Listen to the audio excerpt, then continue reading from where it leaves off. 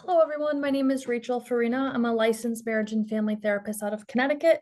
Today, I'll be talking about the importance of a support system in the webinar, and this webinar is brought to you by Pineapple Support and its sponsors. Today, I'm going to talk a little bit about the importance of a support system.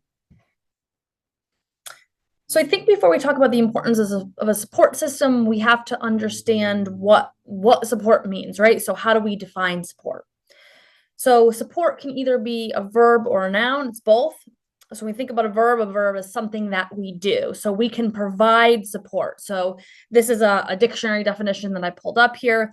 Under verb, it's bearing the weight of something, holding something up, right? But we can also provide support. We can do tangible things to give support to people.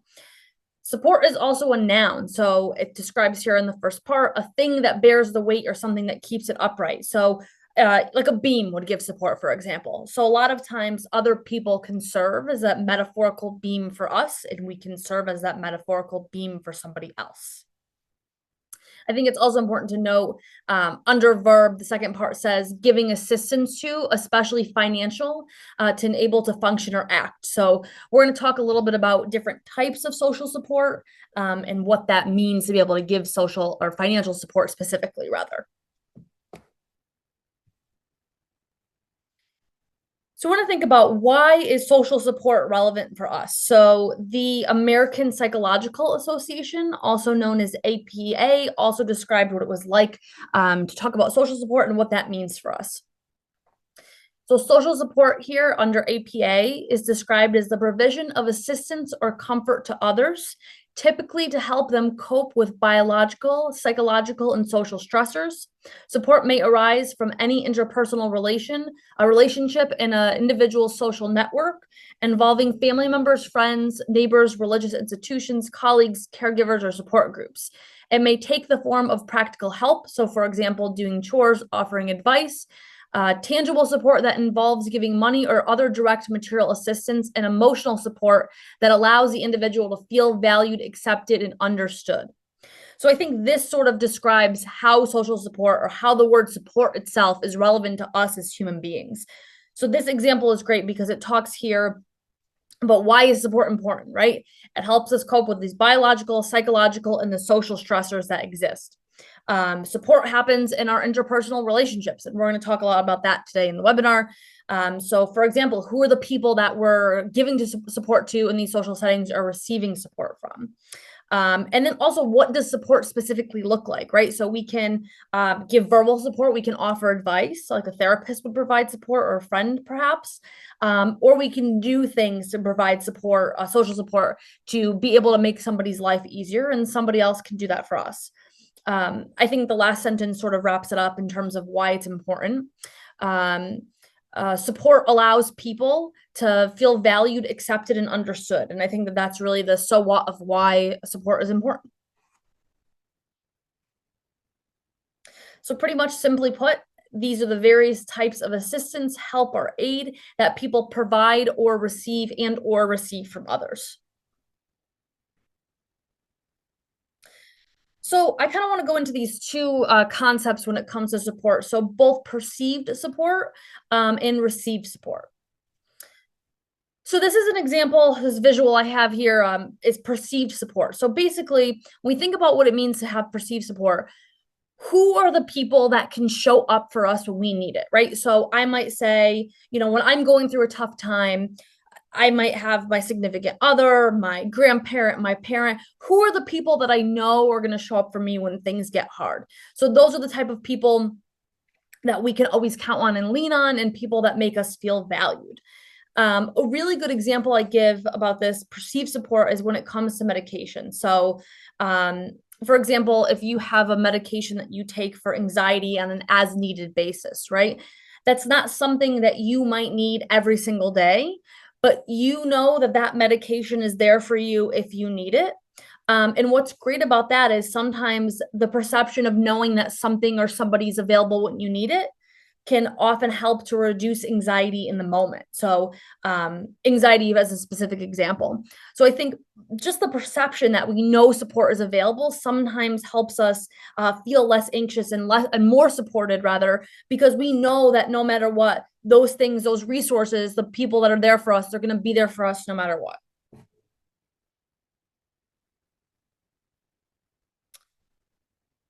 So I think like the second step of this would be receive support, right? So perceive support is sort of just the support that we might conceptualize, we know that exists.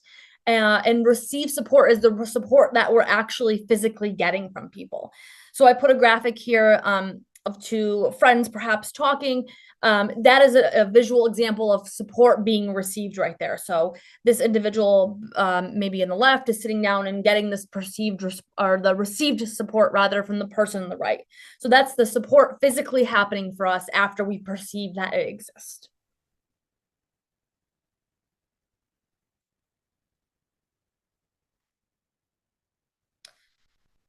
So we want to think about who are our social supports. So we talk about people. I mentioned a couple examples before. I talked about a therapist, friends, family members. So I want to go through some specific examples of who social supports might be. So the first person that I think, or the first people that I think of rather, are friends. So there are short-term and long-term friendships that exist, of people that can show up for us for social support, and who also we can be a support to these people as well. So we might have short-term friendships, maybe friends that we've only known for a short amount of time, who are willing to show up for us and provide that support. A lot of times we might have friends that are more long-term friendships. So I've had folks describe to me, I've had friends since childhood, for example, that this is somebody who's always there for me and I know I can count on this person. So I think what's important to note that even though friendships might differ in terms of amount of time that you've had them, you can still depend on friends, both short and long term, to show up for you as a social support. And I think also something important to remember about that is a lot of people will describe, I've had a friend maybe that I've known for a month or so, and this is a friend who's more important to me than somebody, or maybe shows up for me more than somebody I've known the entirety of my whole life. So all that to say is don't discount a friend as a support system, even if you've known them for a short amount of time. Something else to say about that is what's really interesting is that a lot of times we often perceive that people are less willing to help us out than they really are. So sometimes we hem and haw, but I don't want to reach out to this person. We might be a burden. There are so many instances in which people, or friends especially, they want to show up for us, but they can't do so unless we're reaching out for support. So remember that from friends specifically. Another person that can show up for us, or people, would be family members. So how we define family, I think, really matters, but it doesn't really matter in terms of how we reach out for support. So we might have a family that is biological. So that might be our family that we grew up with our entire life, we have a genetic connection to. Those are the people we can depend on for support. Sort of on the other end of things, we might have somebody we defined, or people we define as a family who aren't necessarily biologically connected to us, but people we still refer to as a family that can show up for us when we're needing support. So sort of in those two definitions of family, we can look at immediate and non-immediate. So I guess this would be more so biological rather than chosen family, but we might be able to look for support within our immediate family. So that might be somebody like a parent or a sibling, somebody that we spend most of our time around who's like directly right there in our family. You might also reach out to a non-immediate family member. So this might be like a great grandparent, a cousin, somebody who's not necessarily in our everyday circle, but a family member nonetheless that we can still receive that support from.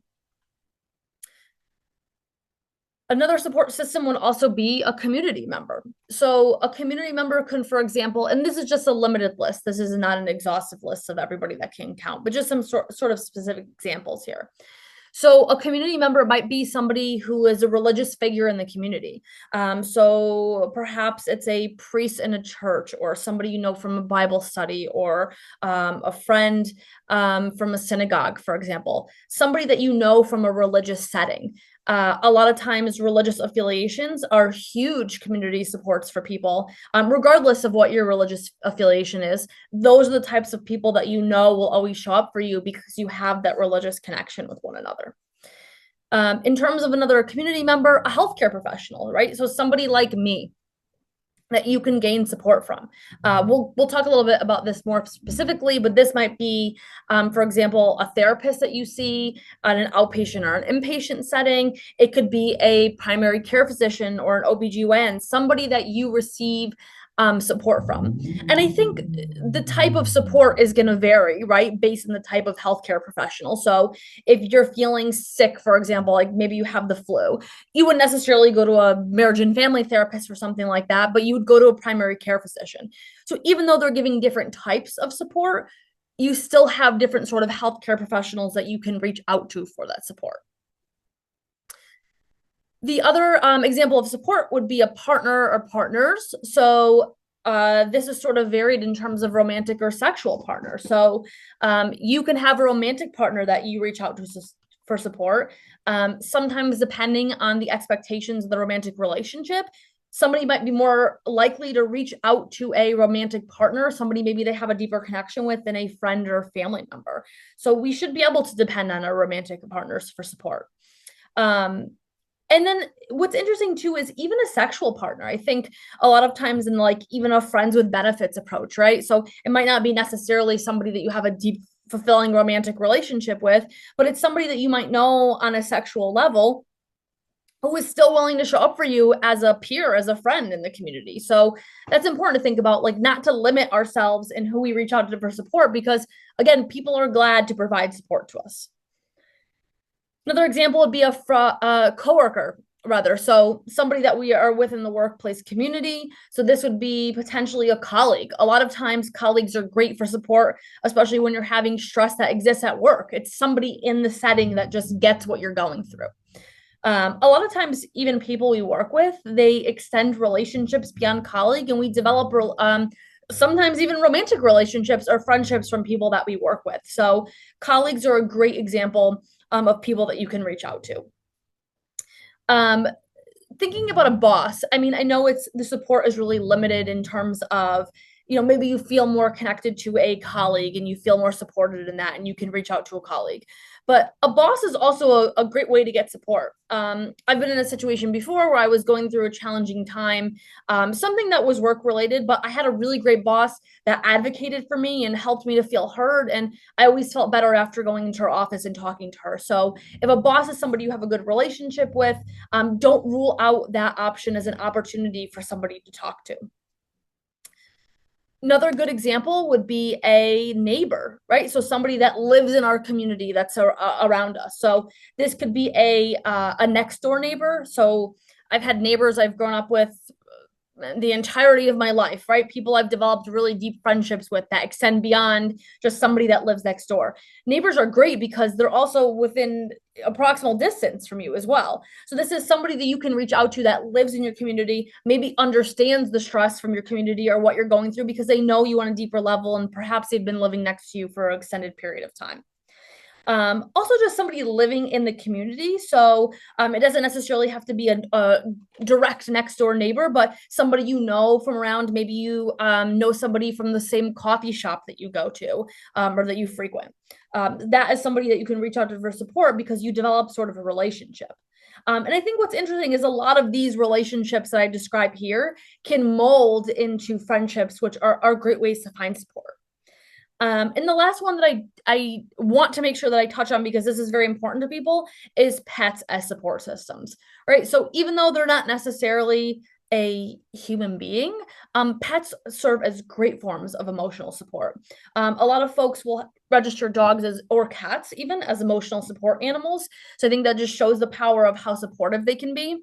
There's tons of research that talks about how pets, especially dogs, are helpful for reducing the frequency and intensity of mental health symptoms and things like post-traumatic stress disorder, anxiety, and depression. So I don't want to rule out pets as a strong sort of social support. Of course, there's caretaking responsibility that goes into it, but pets are great for emotional support and great for mental health and well-being overall.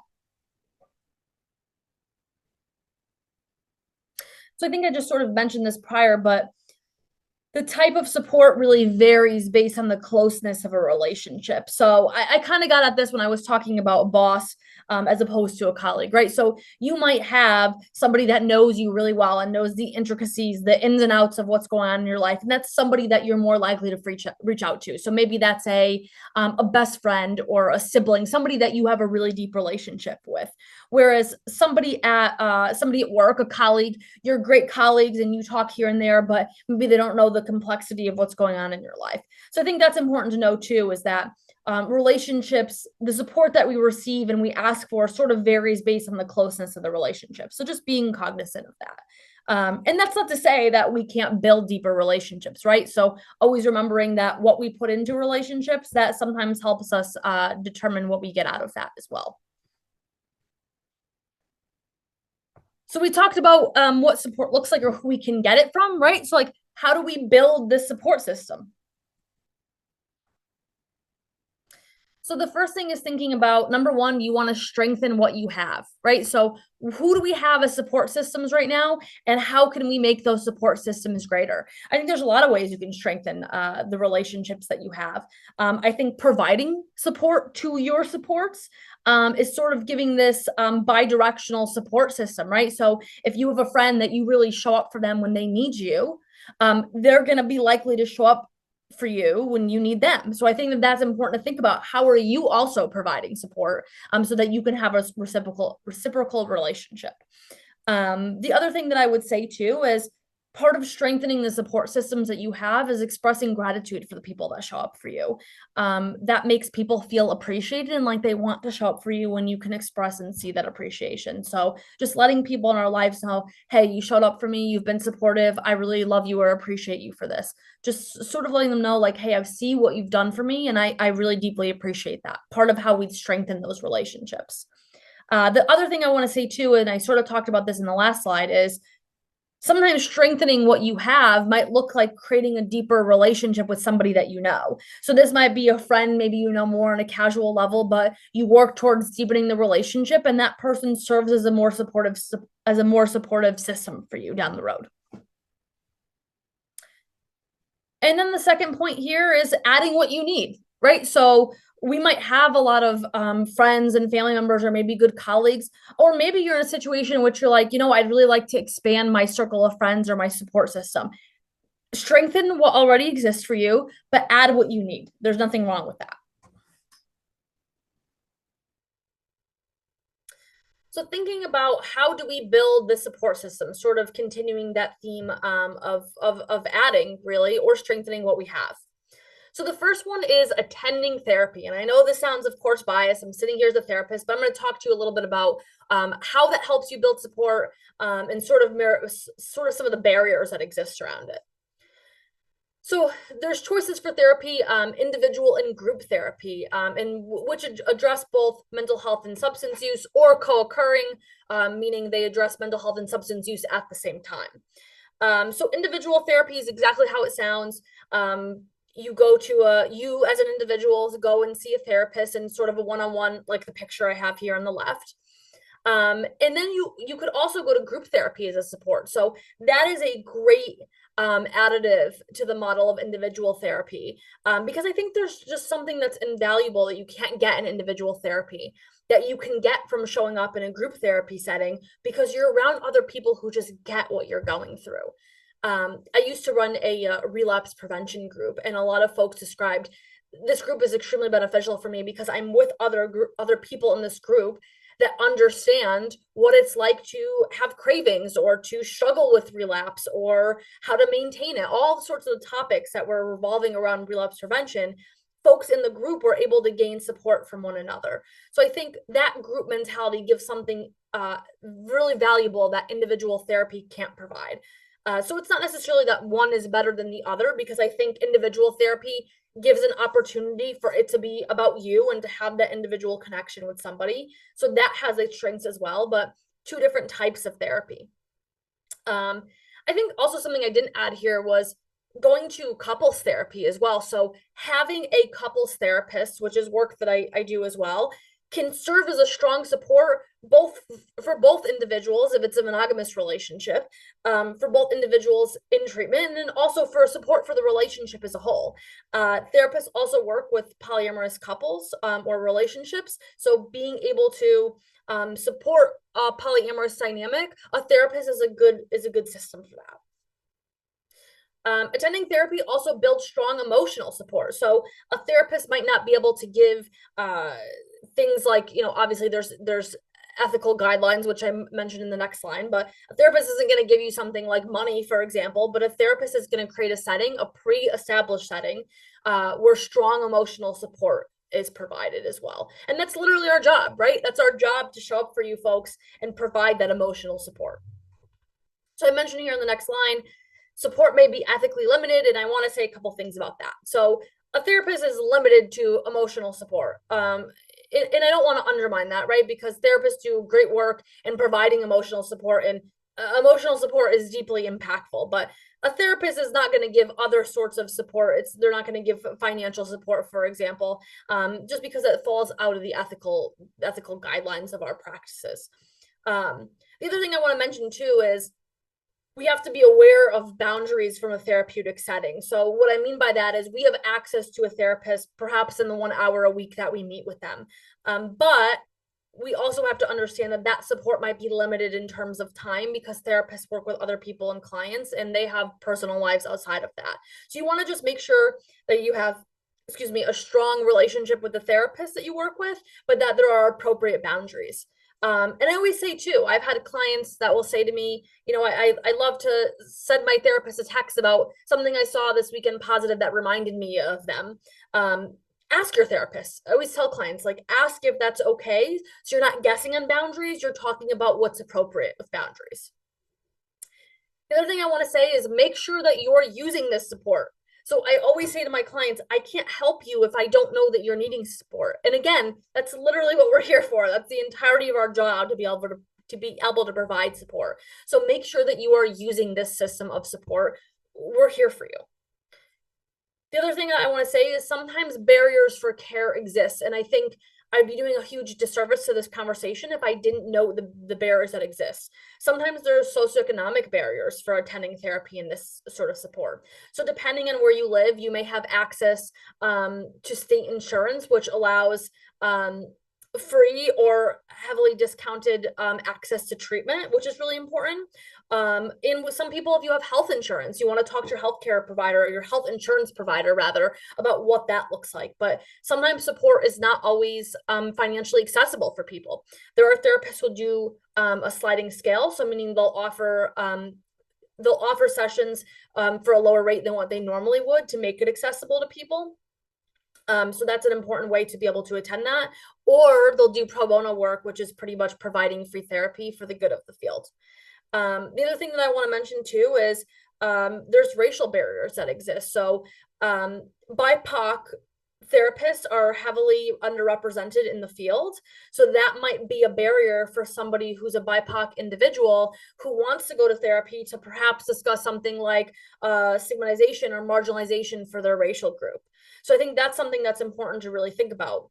There are specific networks where you can locate BIPOC clinicians, so that way you can access somebody who you feel like meets your needs appropriately. Something else that I think about is joining a club, group, or team, right, to get that sort of social support going. Why is this important? So a club, group, or a team is going to allow you to get support because it gives you shared interests with people that you're spending time with. So people love that, right? So let's say maybe you want to join a volleyball team, right? So you are getting support and you're surrounding yourself with people in a shared activity of something that you find fun, and that's a good time for people who are needing support. How do you find these groups? So thinking about, like, how do I locate groups to be able to find shared interests? So these are something that you can search for online. So for example, like a meetup.com, you can go and you can find a book club or a co-ed rec team to play a sport. or you can go in person. I know that like my local town hall has all sorts of programs that you can go to. Some of them are weekly, some of them are monthly.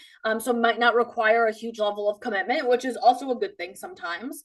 But you can go in person to your town's resources and see what they offer in terms of programming. A lot of times town provided resources are often low cost or free. Not always, but there are a lot of programs I can think off the top of my head that your town will provide to you and pay for.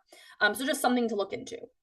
The thing I also want to mention though is these are things that require taking an initiative to go, right? So these aren't just like you might have a friend that continuously checks in with you and says, "Hey, how are you doing?" But a club or a team or a group, they're not going to make the initiative to get you to join. So this is something that requires some effort to be able to get involved in. Now, once you meet people on a club or team or in a group, you might develop friendships where you do have people that will check in and say, "Hey, I didn't notice you were at book club this week," or "I noticed you were at book club this week. Hey, how come you weren't there? What's going on?" Like you have somebody that's going to check and show up for you. So that's important in developing those long-term relationships. You also want to evaluate the circle that you do have. So sort of that concept going back to um, strengthening what you have or what you know. You want to be able to take a look at the people around you because this helps you determine what sort of supports are present. So being able to do what I would call like a support inventory, right? So who are the people that I have that can show up for me and what sort of support can they provide to me? So maybe I have a really good friend that I know. She's there for me when I need to talk about something deeply emotional. And maybe I have another friend who like we don't really know each other on that level, but she's a great friend when like I'm needing the support to like get out of the house and want to go shopping and spend time with somebody. So being able to evaluate like what are the complexities of the relationship that exists and who are the support systems that you have around you. When you sort of do that inventory work, it helps you determine A, who's going to show up for you, and B, if you need new or additional supports. So sometimes it takes us moments of really hard times in life to be able to realize, like, hey, that person that we thought was a great support for us isn't maybe the best sort of support system for us. So maybe that helps you reevaluate, like, is this somebody I want to depend on in the future? Do I need more people? So sort of doing an inventory of what do I have and are these people that can show up for me? We also want to talk about supporting others. So relationships are always bi-directional. And I think we want to think about if we're going to ask people for support, we also want to make sure that at some point we can show up for them in some way. And I want to make a point too, like it doesn't always look exactly 50-50. So there might be an extension of, let's say, 3 or 4 months, right? Where like I'm really going through something deep emotional. Maybe I've lost something or lost somebody that's really important to me. So I really need the support of a friend for those months that I'm going through the loss of or grief associated with losing somebody. I might not be my best version to show up for myself the next day for that person. I might need extended support. But overall, when you look at the big picture and you sort of zoom out, you want to be able to say, like, am I also providing support in some way? Because people are going to want to show up for us if we show up for them. So I think something that I always mention is that therapy is an exception to this. This is a unidirectional process, meaning it's a one-way process. So even though friendships work like that, therapists do not work like that. So we are not expecting that our clients give us any sort of emotional support. Of course, there's expectations about like showing up to session and what the appropriate work looks like together, but we don't have an expectation that the client is going to support us. So that's a unidirectional rather than a bi-directional support process.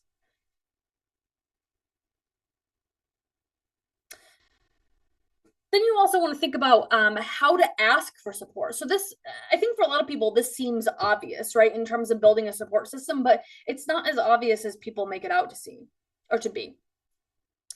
So people may need to know if we need support. So we might be really going through something and we might say like, oh, well, family members should know. People can't read our minds and we can't expect people to. So we want to be able to ask for support.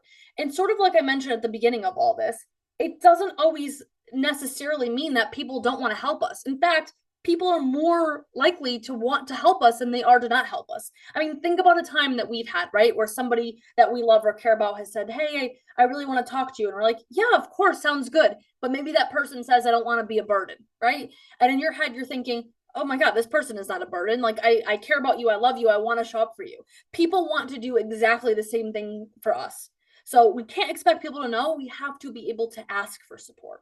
A really good example I can think about with this kind of stuff is in like a 12-step program for substance use. Your sponsor, for example, needs to know if you're needing support. So reaching out and ask. Nobody's going to pick up the phone and dial it for you. We want to be able to ask for support. Plus, that's just this point of having a good support system. We have to be able to use them when we want to use them.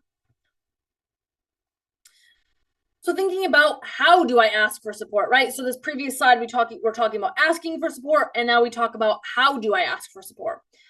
First of all, and this again seems obvious, but a lot of people I notice don't unpack this.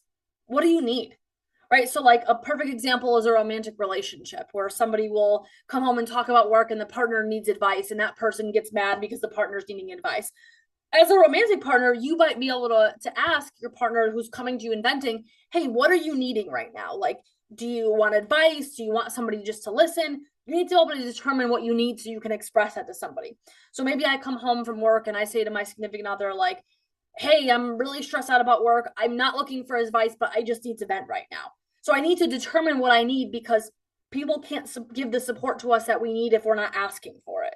So determine what it is that you're needing. Then you want to determine the best people or the best person to ask. So kind of like I talked about before, there's different types of support systems.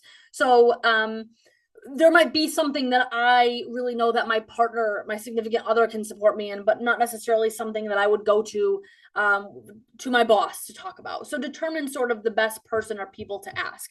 And number 3, taking the plunge, ask. In the worst case scenario, somebody says no, or I'm not available.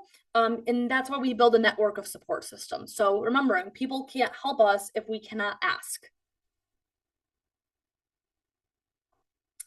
So thinking about types of social support now. We have instrumental social support, emotional social support, and informational social support. So instrumental can be something like financial support. So this is something tangible that we can provide.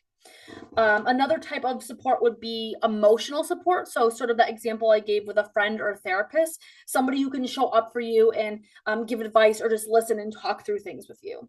And then informational support. So this might be, for example, like when you go to a doctor's office and you're going through something and they give you pamphlets, like, or knowledge, right? So sort of information about something that you're going through to help you feel supported, providing more information on something that you're needing. So we're going to break those down. The first one that I talked about was instrumental support. So this is defined as tangible assistance that others provide that help to support us by making our lives easier. So the first one is financial support. So people can't always provide this type of support, but sometimes they can. And a lot of times, if you ask, this can be really helpful. So maybe you're struggling to pay bills for the month and you reach out to a family member. The family member says, of course, no problem, and you set up a plan to pay them back. But maybe a family member is willing to provide that support to you. So being able to ask is important. Childcare is another good example. So this is tangible assistance. So maybe you need to go to therapy, right? You want to get your emotional support in, and you have a friend or a family member come over and provide support to you by watching your child. Housekeeping, this is a huge one, right? So a lot of times when the stressors of our life take over, we might be able to lack in the housekeeping tasks that we have. So maybe we have a friend or a family member that comes over and provides that support, or maybe we hire somebody to be able to provide that support. So that's something that can really help us feel less stressed out. Another one is transportation. So this is a huge one, especially if you don't have regular means of transportation.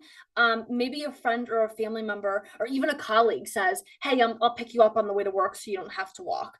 Being able to provide tangible assistance, things that we can measure, things that we can see, or hold, even in terms of financial, that's a great deal of support that I hope people don't forget about, because these are great ways that you can support people. Again, it doesn't necessarily have to be financial. So a lot of times that's a big ask for people, but doing something like helping watch your friend or your family member's child, that can significantly help them out. That just requires a little bit of time, but not necessarily any financial resources. I included the top left-hand corner, sort of the love languages as well, and what these look like in terms of the type of support. So these instrumental support counts as gift giving or acts of service. So again, acts of service are what are things I can do to help people feel loved, and gift giving, for example, is what is something I can give that helps somebody feel loved. So an act of service would be like helping somebody clean their house, helping to take care of their child, helping to get them to work. Those bottom two and the one in the top right. And then gift giving, maybe I give somebody a little extra cash that I care about. I have the resources. I know it can really help them out. Another type of support is emotional support. So I've been talking a lot about what this is, and we're sort of going to break it down a little bit. So these are actions which are non-tangible, so different from the previous slide, from others that let us know that we are loved or cared about by that person. So this might include checking in. So a lot of times I like to shoot messages to my friends and say, hey, I'm thinking about you. How are you doing? Don't undermine how impactful this is, because it is incredibly important for people to understand, hey, somebody is thinking about me that I care about. And this takes limited time and no financial resources. Just say, hey, thinking of you, how are you doing? Physical presence. So sometimes physically being present helps somebody feel emotionally supported. So what's really interesting about this, especially in the phases of grief, a lot of times people describe to me they don't know what to say to somebody. Don't ever underestimate the power of just physically showing up for somebody to provide emotional support. So for example, if you have a friend that's going through a breakup, right? So going to that friend's house and just sitting with them as they cry because they're just processing through the breakup, that is extremely impactful, because that person knows you showed up for them at a time where nobody else did, perhaps. Encouragement, right? So being able to check in with somebody and let them know, like, hey, I see the things that you've done. Congratulations on your accomplishment. You got it. Whatever's words of support or encouragement you can give to somebody. Similar to checking in, you can give words of encouragement in checking in, or you can give those in person. So being able to just let somebody know, hey, I see what you're doing, or I see what you're going through. You're doing a great job. Sometimes that gives us that extra boost to kind of push through what we're dealing with.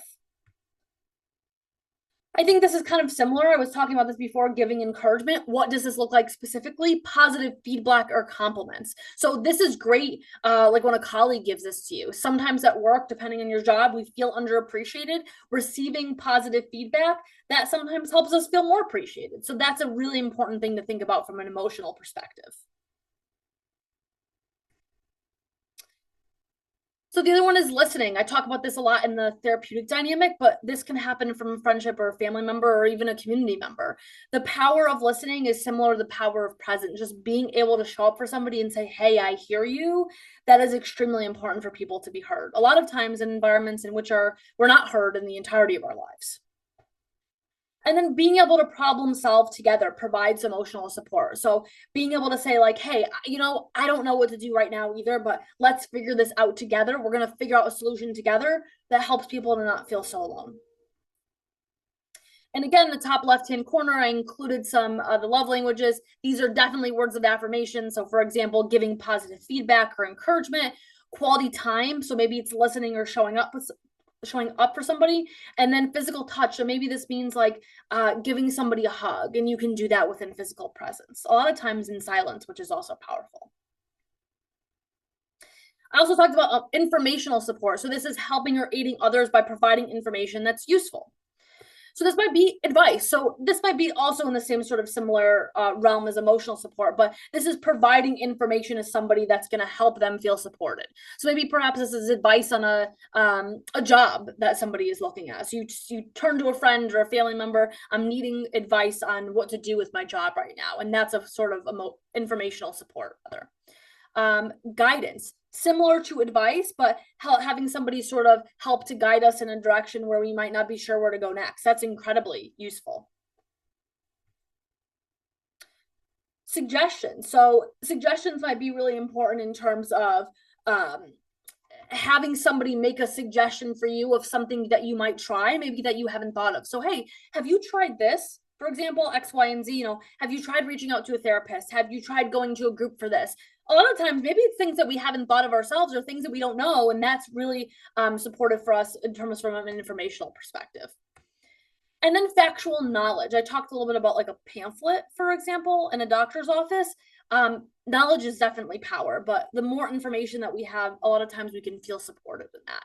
I love to give clients information from research articles, because I think when there's facts and circumstances to back up what we're going through, that makes us feel supported or helps us to.